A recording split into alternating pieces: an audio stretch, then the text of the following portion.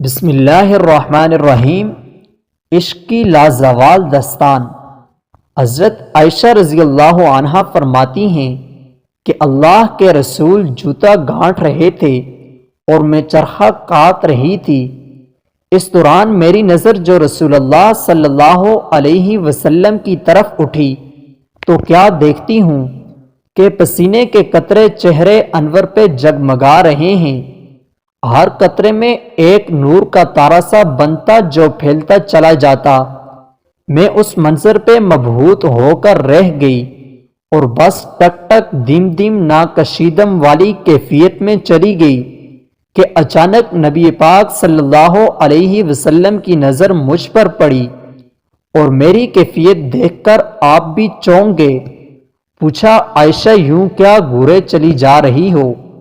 میں نے عرض کیا، میرے ماں باپ قربان، آپ کا چہرہ تاروں کا مسکن بنا ہوا ہے کہ ایک نور آ رہا ہے ایک جا رہا ہے، لگتا ہے بجلیاں کود رہی ہیں۔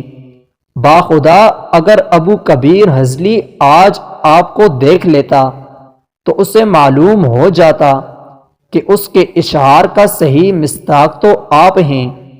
آپ نے فرمایا، حضلی کے وہ اشعار کون سے ہیں؟ حضرت عائشہ نے وہ اشعار پڑھ دیے جن کا ترجمہ یہ ہے۔ میں نے اس کا رخ تاباں پہ نظر ڈالی تو اس کی شان درخشندگی ایسی تھی کہ گویا بدلی کا کوئی ٹکڑا ہے جس میں بجلیاں کود رہی ہیں۔ یہ سننا تھا کہ آپ صلی اللہ علیہ وسلم نے سارا سامان ایک طرف رکھ دیا اور صدیقہ کی پیشانی کو چوم کر فرمایا، عائشہ جو سرور مجھے تیرے کلام نے پہنچایا ہے، اس قدر سرور تجھے میرے نظارے سے حاصل نہیں ہوا ہوگا۔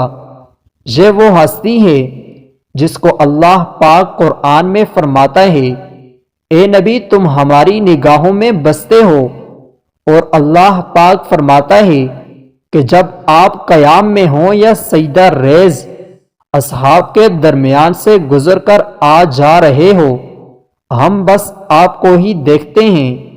الذی یراک حین تقوم وتقلبک فی الساجدین۔ جس نبی صلی اللہ علیہ وسلم کی پوری عمر کی قسمیں کھاتا ہے، عیب لوگ لگائیں تو صفتیں اللہ بیان کرتا ہے۔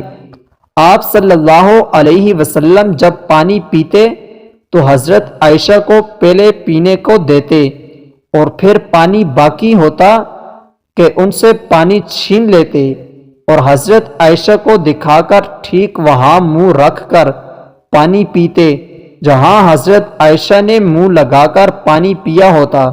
اللہم صلی علی سیدنا محمد نور الانواری و سر الاسرار و سید الابرار۔